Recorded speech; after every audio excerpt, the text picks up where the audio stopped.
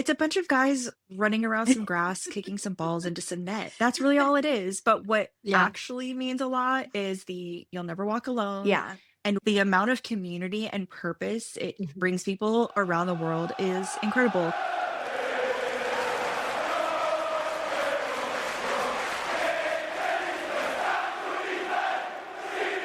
Hey everyone, welcome back to the Liverpool Girlies Podcast, a place where we welcome anyone who loves to obsess over Liverpool FC and wants to talk about everything from Liverpool scoring 10 goals this week to Virgil being Andy's fashion icon.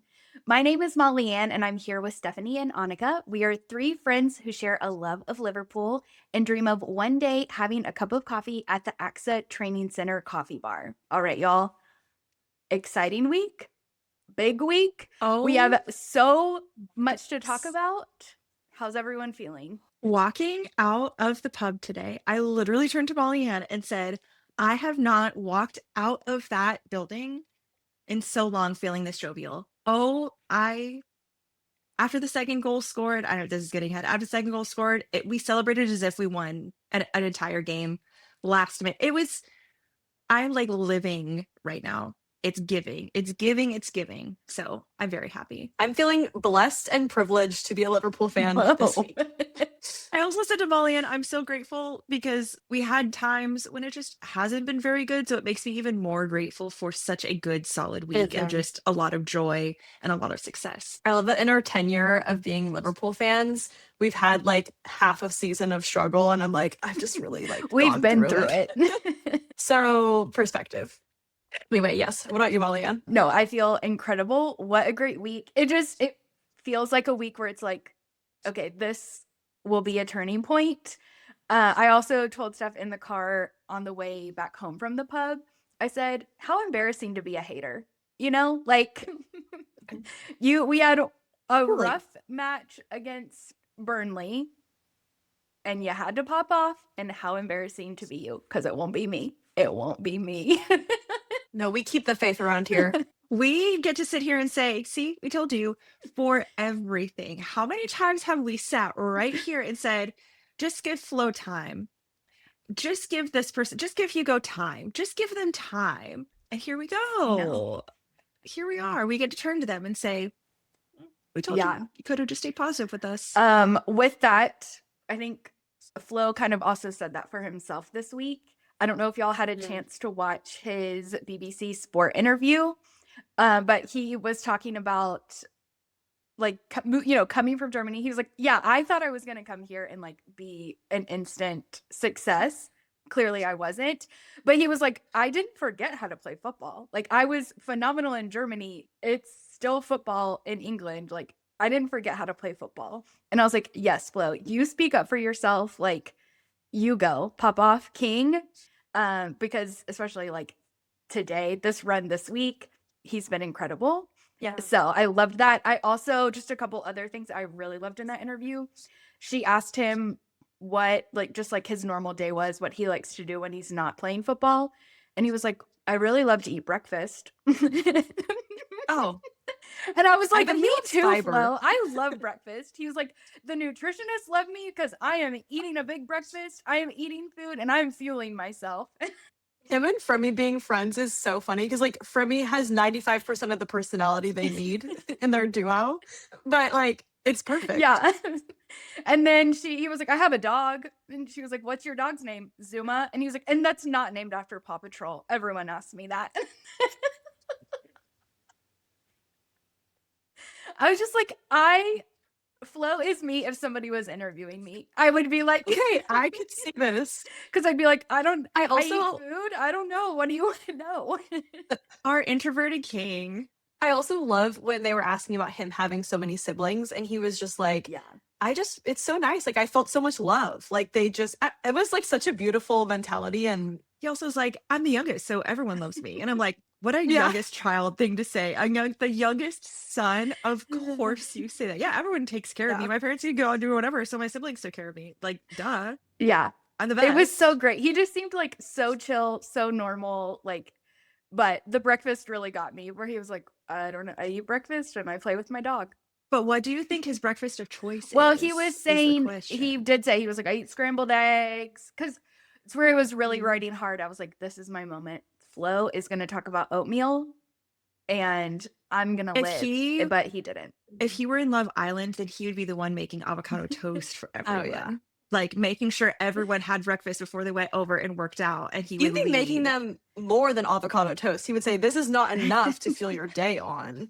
So it was a great Yeah. interview. I just loved like how normal he was, like chill. And he was just like, yeah, I wasn't where I wanted to be when we started, but like I never forgot how to play football. Like, come on, guys. I'm good. So, And he has worked his booty off. Yeah. He has dedicated so, oh my gosh. I'm so impressed with him. Oh, I'm so happy. I'm so happy. This is like the most excited I've been to talk about Liverpool this season. It's incredible. Okay, so last week we started a brand new segment, the trivia question. We have another trivia question this week. Our king, Ibu Konaté, this is going to be themed after him. Ibrahima Konaté, when he started playing football when he was a youth, so he started his youth career, what position did he start playing in?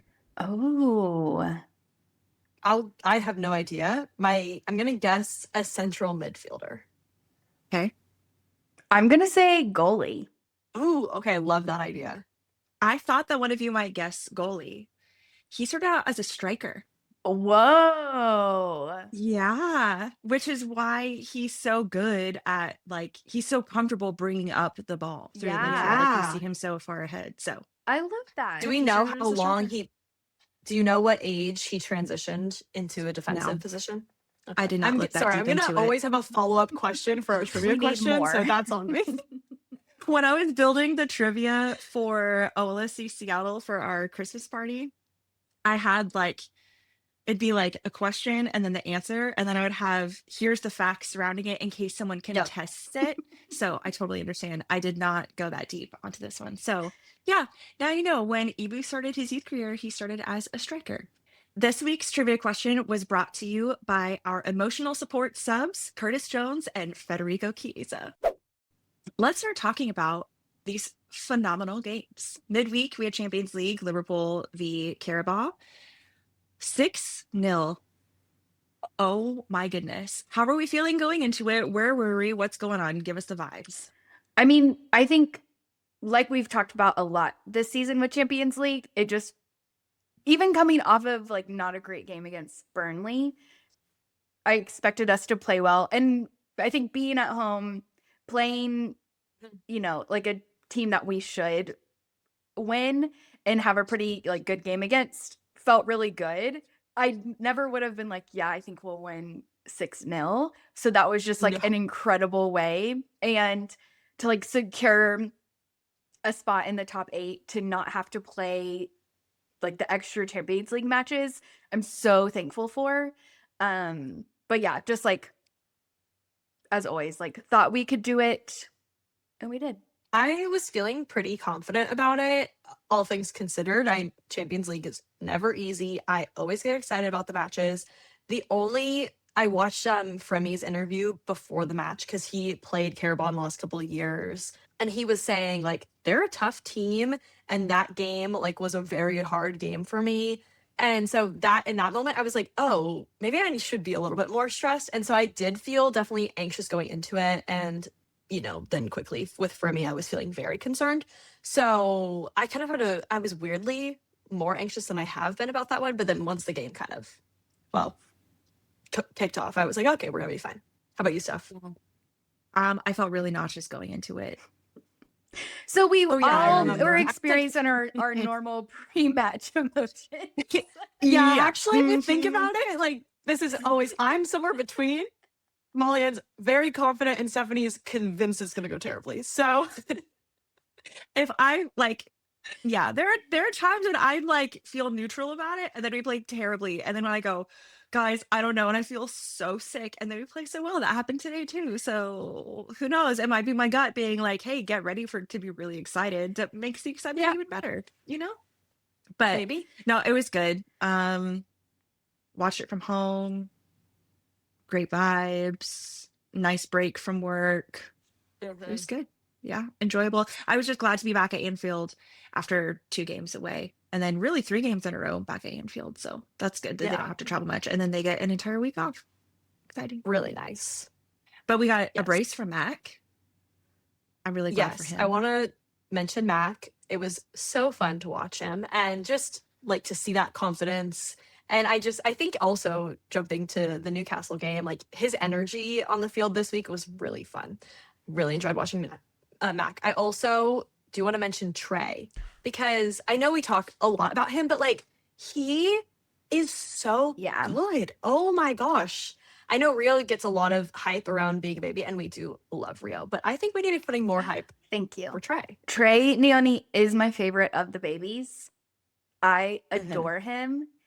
And Yeah. in the inside training, like we always see them together, but I think we saw like just like the two of them together. I can't imagine what it's like to be them, to be so young and to be on this first Yeah. team, like training with Virgil van Dijk, training with Mo Salah, and they just like Mhm. hold themselves really, really well. So thank you for the shout out to Trey because I love him. I can't wait for like him to be a right, like in a few years when he is playing for Yeah. us regularly. And I just can't Mhm. wait. He's fantastic. Yeah. One of the amazing things about them is, especially Rio, he played the Burnley game last week and then turned around and played the U21 game like 2 or 3 days later. Ended up, I think he scored. I can't remember. I know that he was playing. But they're not just playing for the first team. They're Mhm. doing so much. So Yeah. I was They're glad incredible. that we kept the clean sheet. There weren't any major mistakes. And once we hit it was 3-0, we were like, okay, it's maybe 4-0 and the babies will start coming in. We hit 4-0 and we got to see them come in. And we have to celebrate Nalo because he came in and did not end up with a red card, just like his last Amen. 2 Champions League appearances, red cards. So shout out him. He did an incredible job. I was really impressed with him. When it panned to him on the side getting ready to come in and he was praying, I was like, he is like, please. And then when he rounded to the pitch, Stephanie said, all green, Nalo, all green. I was so happy. I like the 6-0 win, awesome. But mostly I was like, he needed that. Yes, he did. He looked so composed on the pitch too. Oh yeah, he was great. I think it was just like the weirdest of freak accidents that happened twice to him. So glad to be And involved. she's got his first Champions League goal, which is very Yes. exciting. Yeah. It was beautiful. Incredible. It's like I hardly remember that game. It feels like it was forever ago. It was just a few days ago. And it just was so solid. It's like, okay, great. Awesome. So glad. Oh, do we know how long we have until we're back playing Champions League games? I don't know. I don't know when that comes back. I know they've showed us like the 4 potential teams Yes. we could Oh, yeah. face. Our 4 potential teams seem better than what we drew last year. And Fair. Galatasaray is one of them. So I think Yes. it would be a great redemption. Mhm. You know, Also, Would they I'm play them scared. at Anfield? I would really like to only play them at Anfield. Because I don't think we'll I play can them take twice. We'll play them twice. One Yeah. in Galatasaray Yeah, and you're one right. at Anfield. Yeah. I want I'm gonna have to watch that game on mute. yeah, that's fair. The shrieking. But it would be great to like, get to recoup that one. I agree. We love a redemption. We do love Great. a redemption and underdog story. I'm glad to see us back. I think again, it's just like this little reminder of maybe sometimes we're overreacting because we're back in the top 5 of the And- Premier League table, finished top 8 Champions League. I don't Also, crazy theory, but to mention, I don't think we mentioned this last week when Slot was like, yeah, we're Liverpool, we want to win, but we've also won the league twice in the last, what did I 30 say, like, years. 40 years? 30 years. So, like, it would be The internet unprecedented. lost the internet lost its mind over that, by the way. Did you see yeah. that? Oh, And God, make yeah. people I go can't. against him even more Yeah. because he said that. They're like, yeah, but this is Liverpool. Like, you can't say stuff like that. Because we won twice because of Jurgen Klopp. Like, you're not even counting all the trophies that Jurgen won in all the Yeah, years that's that he true. was Because there. we've won So, other trophies outside the Premier League. Yeah. But like, I still feel hopeful that we'll win a trophy this year that's not a Premier League Oh, trophy. totally. So Totally. oh, yeah. Yeah. But- I just think it's and after- interesting. Like, Slot is just stating facts, and somehow that, you know, it'd be like People have a lot of I said in the feelings. beginning, how embarrassing to be a hater today. You know? people, I mean, we've talked about this. The three of us talk about this pretty often in our everyday life. If someone believes something, they're going to just try to find the Yes. evidence to support it. Oh yeah, we all And do if you that. have already decided that you do not like Slot, you're going to find the evidence to support that. Like, Yeah. I do that, but it's just, In the same way, I've decided that I like Slot, so I'm going to keep finding reasons to like him. And that's, so, you know what? as we head into talking about the Newcastle game, speaking of Slot, that man looked sharp today. We need to talk Yes. about Tommy fashion. Hilfiger. Oh my gosh. Do you think he was in Tommy Hilfiger too? Oh yeah. Like, he looked Yeah. sharp. It looked like Mhm. fresh Mhm. clothing. Mhm. Liverpool last season, the guys would walk into the AXA training center in phenomenal fits pretty often, and they would get photographed just outside of the training center. That hasn't really, maybe it's happened once this season. It really hasn't happened Yeah. much at all. And I've been kind of missing that fashion aspect of it. But with this new Tommy Hilfiger, if you listeners, if you did not see it, please go to the Liverpool social media, because each one of Do the yourself a guys was favor. decked out in a Tommy Hilfiger fit. Oh my gosh, it was incredible. No notes. Yeah. Cody looked incredible. Sobo looked incredible. Virgil, every single one of them looked absolutely perfect. I need to truly go through and like comb through and look at all the photos and pick my winner, because that's one of my favorite things to do for the Seahawks is before every game, I look at all the arrival outfits and I pick an arrival outfit winner of the week from my own fashion sense. So I need to take a look, because I was feeling too many things pre-game to really digest. But yeah, Whosever I'm idea that very- was, Yeah, props. they looked Props so to you. good. Way to go. Yes. Thank you for that gift to Yeah. us. I take that as you did that for us. Thank you so much. That was for no one Whenever else. something like that happens, I imagine that they have their own Keely Jones, who's like, okay, this week we're all wearing Tommy outfits. Like, let's pull it together. When we one day get to interview the Liverpool media team, that is a question that we can ask Who them. is your Keely Jones? Add it to the list. And if you don't have one, I'd like to nominate myself. Thank you. 1, have you seen Ted Lasso? 2, who is Keely here? How can we? Okay, awesome. Great. Thank you. You have a need? Okay, great. We have someone for you. There you go. Molly, you would just have them wear that jacket in every single game. I'd be in like, every guys, single game that we they need get. more pink. We're lacking pink and we're lacking I glitter. do feel like they need to pick a different pair of pants to go with the pink jacket. Maybe No, that's a I hot totally take. agree. I totally agree. Unless we can only do pink jacket, red shorts on Valentine's Day. And then other than that, Yes. we don't need to be making that happen. I think with the green kit, Yeah, or like when they Would wear, be even great. when they wear the like cream kit, because they wear black shorts. So like you could do the Yes. pink jacket with the black shorts. It's the pink with the red. Yes. It was a weird choice. It was. We were just excited to see the pink Yeah. jacket is the truth. I didn't even notice the pants. So I was just too distracted by the pink. I was too excited about it. It was there. It happened. They wore it. So that was a great way. Hey, maybe because they were dressed so sharply and so coordinated going in, that's part of why they did so Yeah. well in the game. I think that the way that you present yourself 1,000,000% affects the mentality that you have. Absolutely. They were all aligned, coordinated, and we saw it on the pitch. Yeah. I love that theory. Let's keep it rolling. It'd be so cute if they pick each week, like this week we're doing a this color theme, or like they pick a dress code, like it's what is it like? Coastal cowboy. We're doing coastal cowboy themed. That's a cowboy hat. Okay, that's not good. Yes. I mean, it's just like how Virgil goes in and it coordinates everyone's social media whatever they're putting in their captions, just like that for the outfits. All of their stylists need to come together and be like, what if they were like, okay, you're gonna wear this shirt, and then they all wore the same shirt, like the wife, the pranks. Oh, that prank, yeah, that'd be good. I'd love that. But they match all the time anyway. So yeah, like they also matter. wear the same sweatsuit. But I just love the like elevated That's look. true. It just was so and it wasn't that sharp. they were matching. It was like, yeah, it was this. It was like a coordinated. picture. Yeah. I don't know. Yeah, it was great. I was a fan. Newcastle match. Molly Ann, you and I were at the pub. Annika, what were you doing?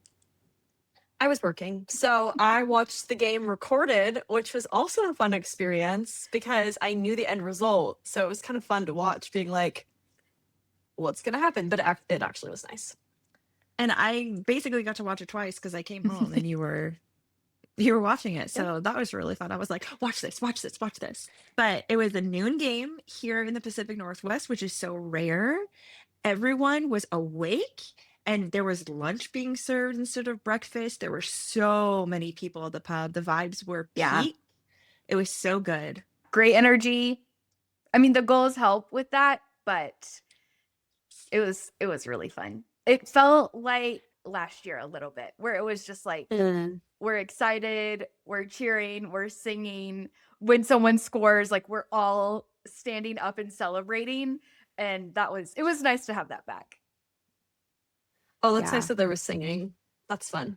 Annika, she likes to call Anthony Gordon Draco Malfoy. Yes. Unfortunately, he did score, but fortunately, that was their only goal. And we got 4 more goals. Great job on the brace for Hugo. So we got a brace for Mac and a brace for Hugo this week. And I didn't know this until after the game, but this was the first Premier League game this season where we came back and won from being down. That was one of the points that I was going to say is the fact that we came out and won 4-1 after conceding the first goal. When we went down 1-0, I was like, okay, it's over because we haven't been able to recover from this all season. I'm blown away by how they showed up today. Yeah. I think we started to see that mentality shift against Burnley. You know, like obviously it didn't end the way we wanted, but like they fought to come back from that 2-0 position.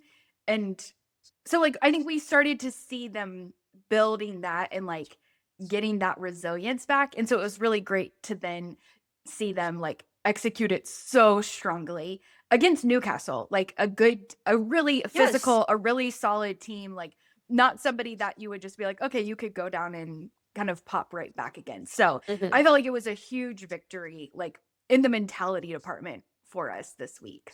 No, I definitely think that we had to fight for that. The fact that we ended 4-1, like Newcastle didn't make it easy for us. And so it felt all the more like, I guess I just felt so proud and it felt like such a success because Allison was making great saves. There were great defensive moments, but it didn't feel like we were playing sloppy. It just felt like Newcastle's a good team, but we're Liverpool and we've got this. Yeah, I also forgive me, but I didn't find Newcastle as insufferable as I normally find them to watch. So I think it helped that we were at Anfield. It probably did. That is what helps me. It's like the sea of black and white really takes me out when we have to play at Newcastle. Yes. So the first 20-25 minutes, how many corners did Newcastle have? So, I mean, I think it was like 9 or something. Like the fact that we defended every single one of their set pieces was, again, defied all odds. It went against all the other things that we've been seeing us struggle with this season.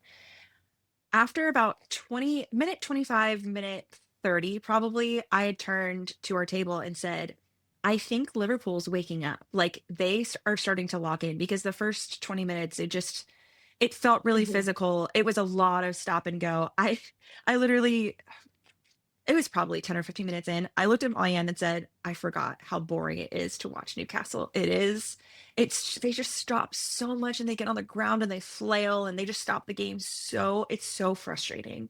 But after we really started taking control, because Newcastle spent so much time in our box, like so much time. And I was like, it's going to give at some point. And I mean, it did.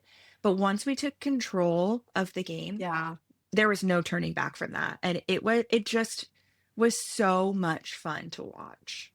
That's a really good point, because I think that you're right, that what is boring sometimes about watching Newcastle is when they are in control, they're going to get up so that they're winning, but then just lock it down. So you feel really frustrated and kind of end up being like, I just can't, I don't know what else to do. But because blessed Hugo, like, got us back in it so quickly, it didn't give them a chance to do that. And so then they came into the second half having to be like, well, we got to work our butts off to recover this.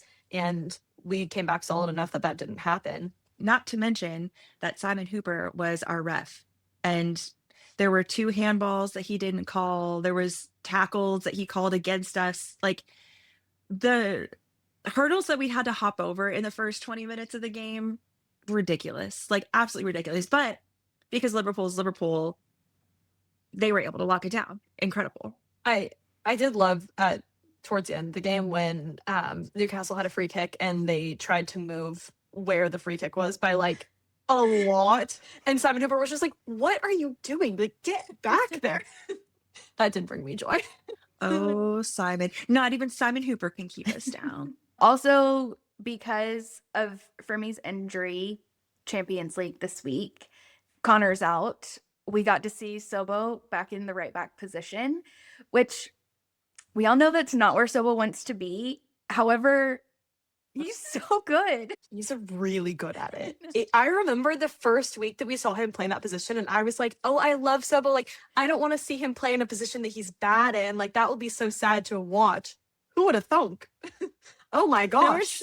There was some person at the pub that all of a sudden goes, that's my right back. Yeah. It's just, he's just so good that I was like, I know you don't want to be there, but thank you for doing it anyway. And thank you for doing a really good job. I mean, I think it just overall having Frimpong and Bradley are phenomenal when they're back there too. Excellent. But I think after the last couple of games where it's like, we threw Endo back there and Joe is kind of in and out, you know, having a really solid back line again also made a huge difference. I thought today our defense, I mean, I think from the front to the back, everybody contributed in a defensive manner, but that back four was so solid today. Yeah. Hugo's defensive game today was absolutely incredible. Yeah. He was all over that pitch. Konaté was all over that pitch. Sobo, as usual. Ryan, I had a really, like, the whole game. Kirkes had Kirkes. Incredible defensive moves, incredible passing across the pitch. Like, yeah. I mean, to me, it was our best game, I think, of the season so far. Like, as like a collective team effort. In Premier League, for sure. Yeah, like, played so I mean, well. Annika, you're right. Newcastle made us fight for it. Like, that is not something that they just handed over to us on a silver platter. We fought really, really hard for that. One of my favorite moments was it was in the second half where Newcastle was doing a counterattack and Sobo was running after someone on the left wing and pushed him ever so slightly just outside of the box to make him lose his balance, but it wasn't enough to be a foul. And I literally, in my brain, Sobo just went and pushed him over and he toppled and then Sobo got the ball. It was class. It was perfect. No notes. Give me 10 more. It was great. The energy that we had by the end, Virgil smiling, the hugging, like, it just, it gave you everything that you want out of a football match. That's how I feel. It felt, especially when Endo came on, it felt so nostalgic to last year because that was always the point that Endo came on last season. And then until like the last couple of games last season, we had never conceded a goal after Endo had come on because we had really locked it down, and his defenses, him and his little mouth guard, it was just so nice. And really to see Virgil smiling again at the end of a match, it warmed my heart so much. I'm so grateful. I love seeing the relationship between Hugo and Flo and how well they're working together. And I think just how we're going to continue to see that build and grow. That, yeah, I was just like, let's go, boys. And Mo and Flo too. Like, we said that like 2 weeks ago that like they're going to start, and I already see such a difference between the two of them.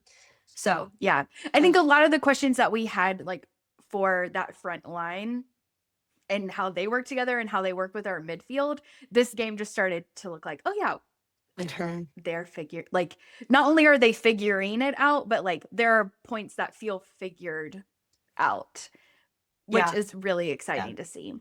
I really think maybe like the end of this season, I don't know, next season, like this is going to be a match that we look back and it's like, oh, okay, this is like the turning point for this group's chemistry and, you know, like how they are going to like be together as a cohesive unit. So that's what at least I hope. But it feels like a really important game, like moving forward. I thought that's what it was going to be like after the Aston Villa game. That was the turning point, but it got worse after Aston Villa. But I think you're right in that it's not the turning point in them doing better again. It's a turning point. This is a really solidified moment of these guys are really figuring out their chemistry together, and that is a difference. Not just our bad luck is gone. It's no, they're really learning how to play together again. Yeah. So the other thing that watching the inside training this week, you know, obviously Mo's back, and so we got to see him back in the training center, and I do feel like Mo is like such a connector relationally in that team, and I think that plays a part of it. Like we saw everyone again kind of like back at the coffee bar and just the energy that they have as people are coming into the building. I think just his presence kind of refocuses that. He's really intentional in like how they interact with each other and engage with each other. And so I also think just his presence kind of helps reshape that from a senior player, where some of the younger guys, you know, 21, 22, that's not going to be the forefront of their mind. And so it's important to have the Mo Salahs that are there to show them why it's important. And it takes a lot of effort to be a close team. Like those things don't happen on accident. So I think it's been great to have him back and just see kind of like that subtle influence that he has. And I think even with his presence of how he's such a hard worker, I feel like he probably does have a great impact on those younger players. If they see him be the first one there, they see him, how hard he works. They see that he's the last one to leave. They see his gym selfies from his home gym. Like he really, I'm sure he has words of wisdom for them and he encourages them, but really of how he shows up, I'm sure is a great role model for all of them too. I mean, he was talking about, him and Sobo were talking about how when Sobo first arrived, he didn't like working out that much. And I was like, I've gotten you to like working out a little bit more. And he was like, yeah, like I see the like benefit. Like he helps create a culture where that's like working really hard on your game and your mentality and your physical health is like the thing that the best players do. Yeah. And we have to celebrate it. The whole game, especially after the first 2 goals, everyone at our table, we were like trying to predict the next thing that was going to happen. We end up with a corner and Young says Hugo is going to get a hat trick. And I said Konaté is going to score in this game for his dad. Neither of those things happened in the first half. Hugo was so close, but we were like, okay, we have to keep like manifesting these things. But the whole time we were like, Konaté has to score. Konaté has to score. And he did. 90 plus 3 minutes, I think it was. Maybe it was 2. That was amazing. It was so emotional. My favorite part of it, the guys all celebrating together. The fact that Alison Becker ran the entire length of the pitch to just, even though Ibu was going to come over to Alison here in just like 30 seconds, Alison ran across the entire pitch and went and hugged him because Alison lost his dad. And then right after that scored a goal in the Premier League to then make the Champions League for the next season. That was really special that Alison took the effort to do that and celebrate him. It was so emotional. It was so beautiful. Ibu, we clapped for Ibu for like an entire minute. There was a standing ovation in our pub. It was incredible. Like, yes, we won the game, but honestly, that was the most special part of everything that happened on the pitch today. And then post-match, obviously, Ibu was player of the match, as he should have been, even without the goal. Good. I'm so glad he got that. Even without the goal. Even without it. He had earned that. He played one of his best games, period. I think the goal was just kind of like the cherry on the top, but he gave an interview after the game and talked about, how Slot was like, take all the time that you need. Like, there is no rush. And so he wasn't supposed to be back. Originally, he said he would come back after this game. But with all the injuries that have taken place, he called Slot and said, no, like, this team needs me. I'm going to be back, and came back early. And so, I mean, just like how special, like, I'm so thankful that there was no pressure from Slot, from the coaching staff, for him to come back, but for him to, value essentially this team like family, and to say like, no, like, I need to, like, I've got to be there too. I think also just like speaks so much about how he views the club, how he views his teammates. And I'm just so like glad for him and proud of him in such a hard season that he's in, for to be able to show up that way. And I mean, he was incredible. I hope that, one, I really think that we're going to win a trophy at some point this season. I hope that at the end of the season, after we show, like, after all of these obstacles have come together, that people are actually, that especially those who have been really critical, that history shows all of these obstacles that this team has had to hurdle. So much loss, so much change. The way that they have to show up every single day and perform the way that they do, the amount of pressure that's on them, and how they show up every day for us is just, it's just awe-inspiring and absolutely incredible. And I hope that that they are recognized, and it is part of this season's story, no matter what happens. Incredible game. Truly. Like, I didn't want to leave. Everyone was hugging everyone. It was so nostalgic and just so much fun. Yeah. I was listening to Men in Blazers, their kind of like pre-weekend recap. And one of the first things they talked about was like, is football fun anymore? Like, when they, they were talking about like Arteta and Pep, and like the amount of stress that managers are on. And I think even just from the fan perspective, like, it's feels so serious. And I was like, oh my gosh, this is the most fun. Like, are you kidding me? I get to go to a pub on the weekend, hang out with my friends, like, cheer for a team, sing songs, and sometimes we win and sometimes we lose, and it's always fun. Like, I hope, like, I'm thankful for this space and like the way we view it, and like I hope that never changes, because it is like, what a privilege to be able to have this space and time, and it is fun. Like, I want us to win, and it's not that deep. It is just really fun. Yeah.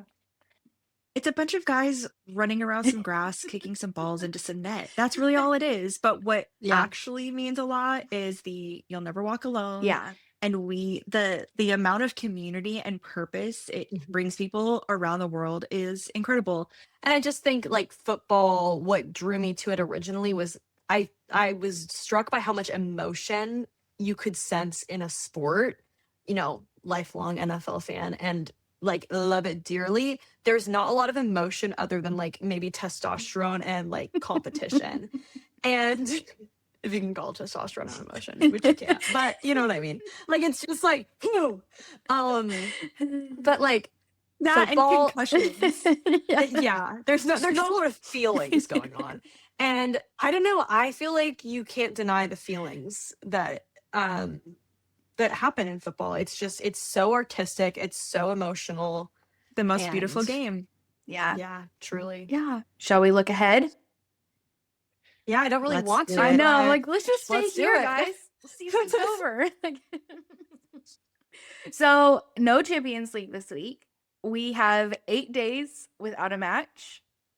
Next game that we have is Premier League, Manchester City at home. This 8 days in Liverpool, we're playing at home. And also, I'm just thinking, how much great content are we going to get in a week? Because we got a lot of time. The unseen footage from Anfield for the game is going to be epic. Yeah.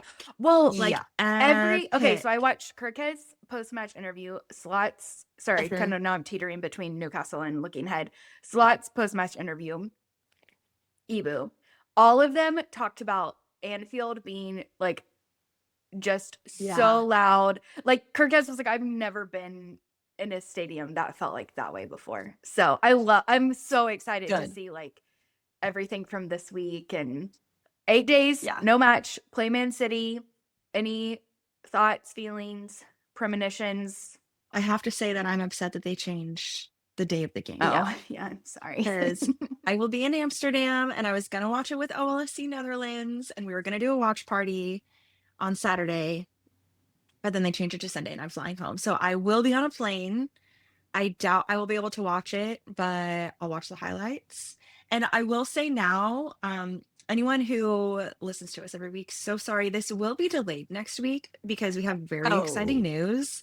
The Seattle Seahawks definitely made it into the Super Bowl. So we go from a morning game versus Man City into an afternoon of Seattle Seahawks playing the New England Patriots. And even more importantly, Bad Bunny is going to be the halftime show for the Super Bowl. So that is we a have Stephanie very message, exciting. not an Annika message. I was like, whoa. It's more of a Molly Ann message. I did not than say anything that. else. I would not say that to I'm Annika's neutral. face. You will not say it to her face, but we all know.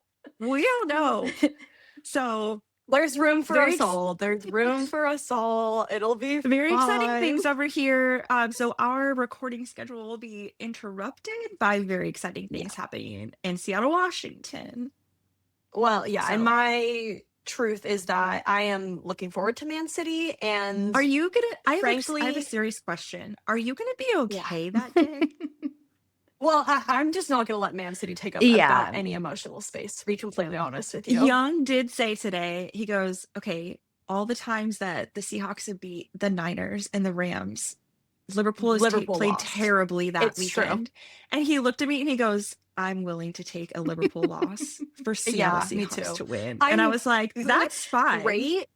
What's great is if we play terribly, I'm going to be like, that's great. The Seahawks are going to play great. But if we do well, I'll be like, that's great. We have some good sports energy going into tonight. There we go.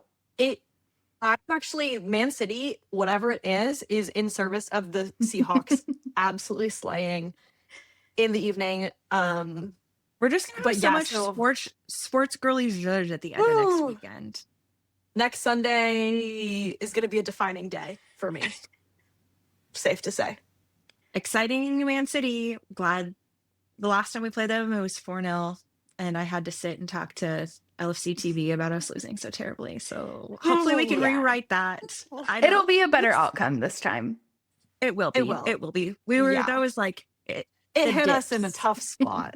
It hit us in a Thankfully, tough- we beat Real Madrid that week. So, and that was a really good game.